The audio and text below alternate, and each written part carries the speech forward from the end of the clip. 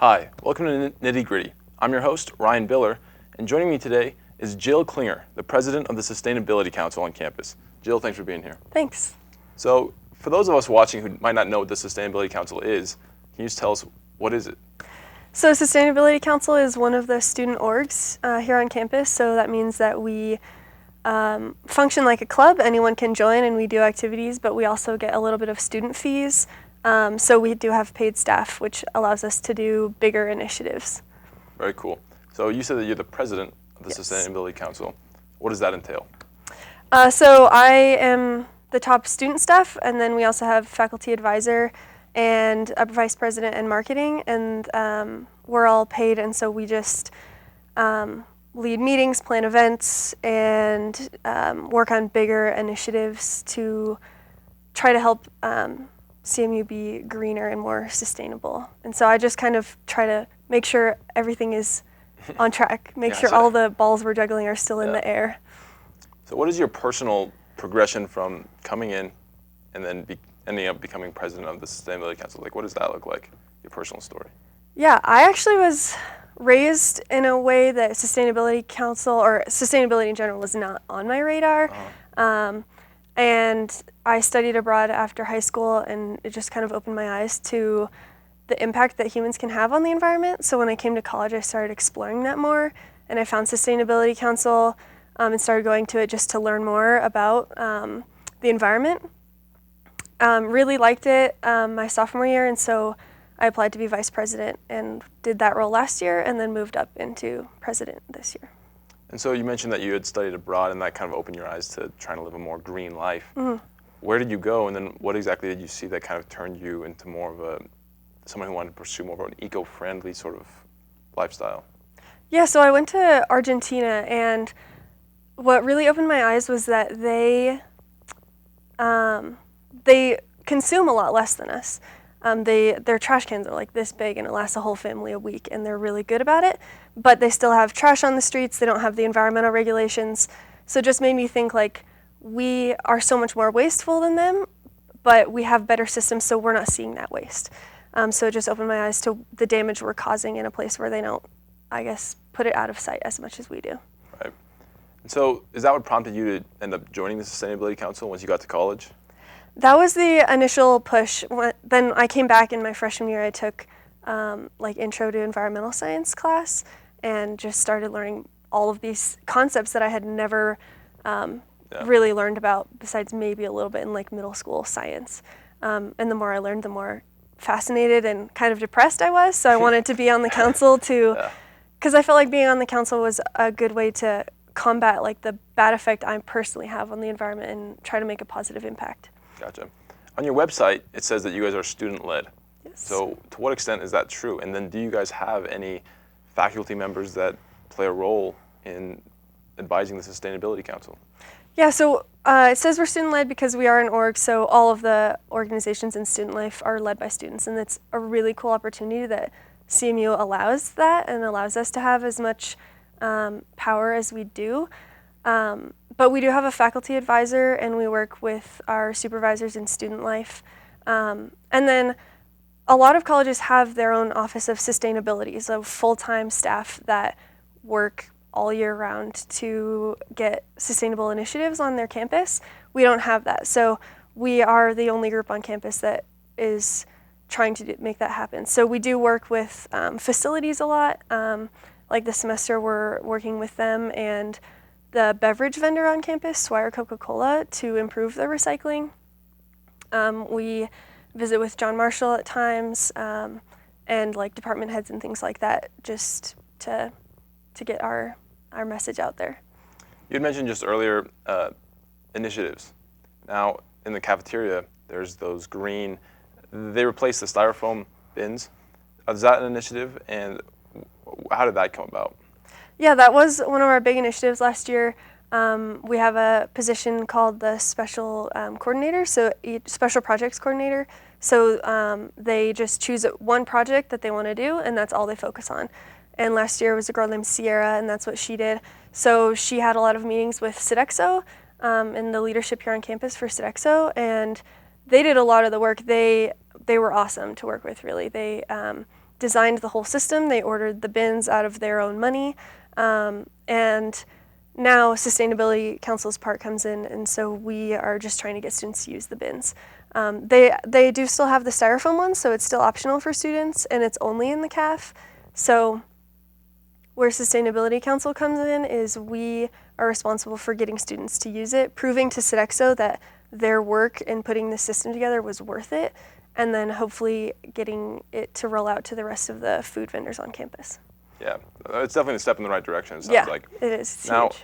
as far as other initiatives, is there one yearly initiative, or do you guys have multiple? Because I also noticed that you guys have a garden and a compost bin that you guys run. Yeah, we have a lot of initiatives pretty much going on a rolling basis. The garden and compost are run by us as well. So we also have a compost manager, and so we're connected, but a lot of that is done on their own because they're at the WCCC campus. But we want people to know that it's a resource for students. So students that want to compost, but they don't want to do it, or they live in an apartment, or they don't want to have rotting food in their backyard, they can take their food to us and we'll compost it for them. And we try to get the food that's grown at the garden back to students to eat. Do you guys have any upcoming initiatives on the horizon? I also noticed that you guys had the, was it Move Out? Yeah. The Move Out initiative. Can you elaborate on that? Yeah, so at the end of every school year, we will start collecting items from freshmen and sophomores that are moving out of the dorms. So things like bed risers, mirrors, laundry baskets, any sort of dorm items that are in pretty good condition still. We keep them over the summer, we clean them, like we clean out all the microwaves and fridges, and then we resell them to folks moving back into the dorms in the fall. We've done it 2 years in a row now, and it's been really, really good. It's really fun to see, just to see a really direct impact, because we pull some of the stuff out of the dumpster, so it's like direct impact of this stuff would have been in a landfill, and now someone gets to reuse it. It's perfectly good, and students are stoked on getting cheap stuff. So what does the process look like from pitching an idea for an initiative and then putting that into action? So we really encourage all of the members of the Sustainability Council to take any initiative that they have, tell us about it, and then we kind of support them through it. So we do this stuff on OrgSync, and we talk to higher ups and whatever we can do to help. But we're trying to promote that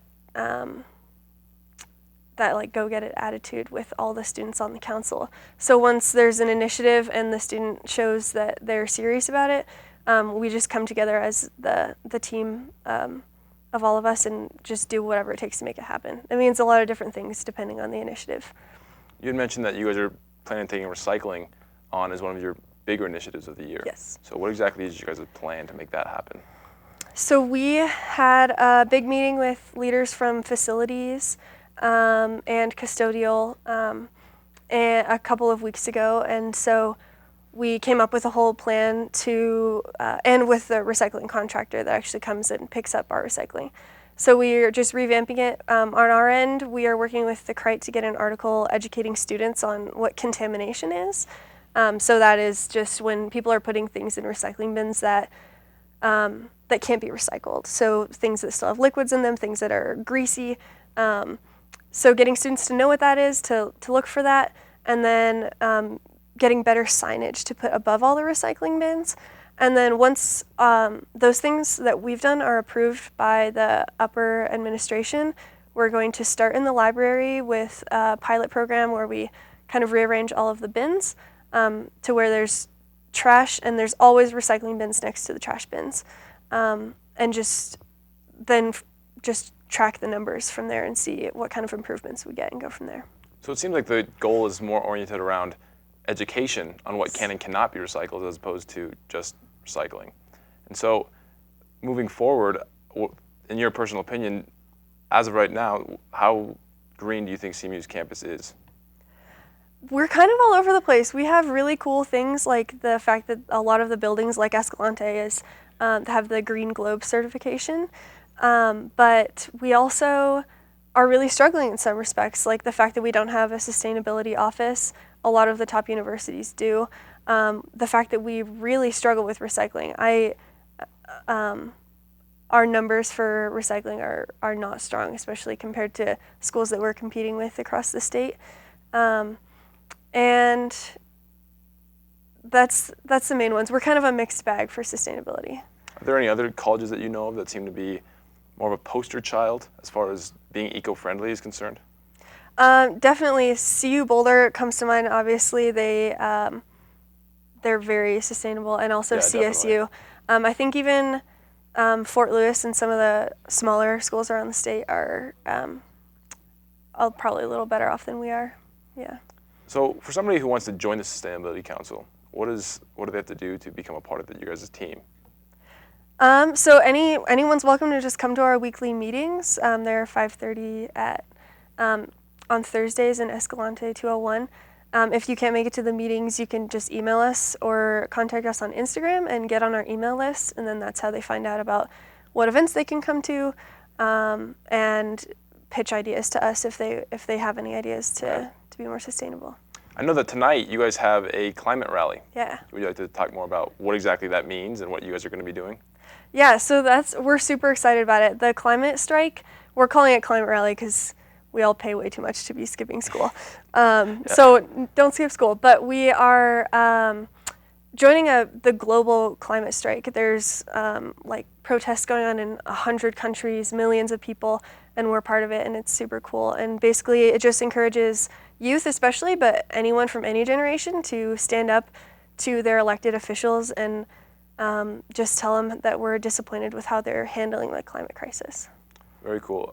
What are some tips that you might have for somebody who lives on campus and wants to live a more eco-friendly or green lifestyle?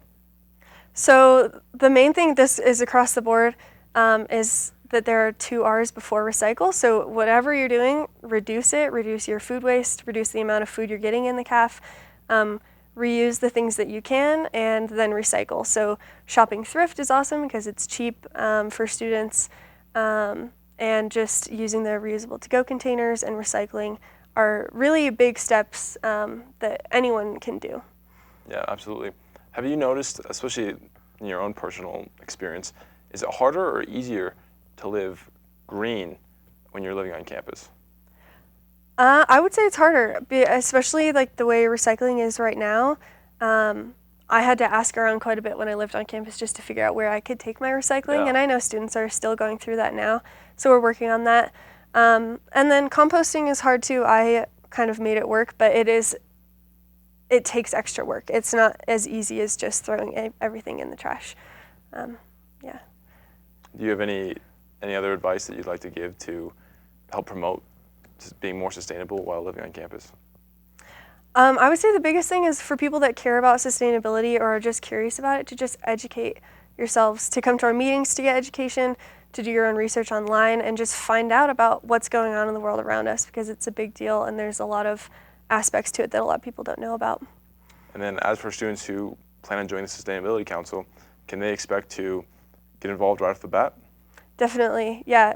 Like yesterday we made signs for the climate rally. We'll have students come up and speak at our meetings about stuff that they're really passionate about, and so there's tons of opportunities to get involved. Yeah, absolutely. Thanks for tuning in to this week's episode of Nitty Gritty. We're glad to have the president of the Sustainability Council on, and tune in next time.